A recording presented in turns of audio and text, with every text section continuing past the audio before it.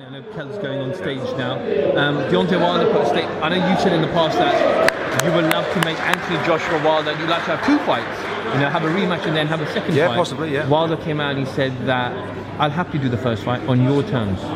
Whatever the split is, I'll accept. However, when I beat Joshua, then you will take exactly what I took in the rematch. That's absolute bollocks. Absolute bollocks. He would never do that in a million years. But look, I think he's got a tough fight on March the 3rd. It's the first real fight that he's been in, and I expect him to win. And then Joshua's got another real fight on March 31st, and then we'll talk. Wilder will be there. It's the fight. The only thing that, say but Anthony wants to do is to be the undisputed champ, to win all the belts. So to do that, he has to be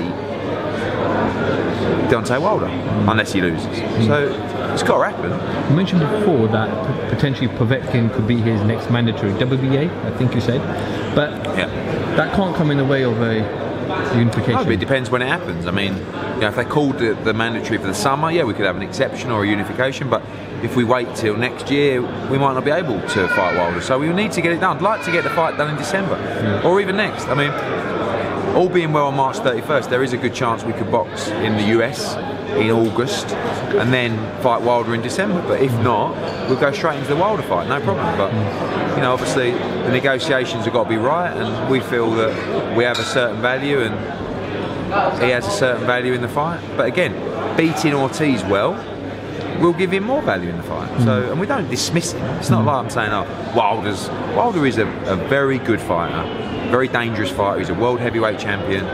He should be a superstar. He's not, but he's a good guy. He speaks well. He looks the part. It's a brilliant fight. It's the biggest fight in world boxing. Finally, just finishing off, I've got to ask you prediction for Saturday night. George Groves, Chris Eubank Jr. Super middleweight. Sort of been going around a little bit.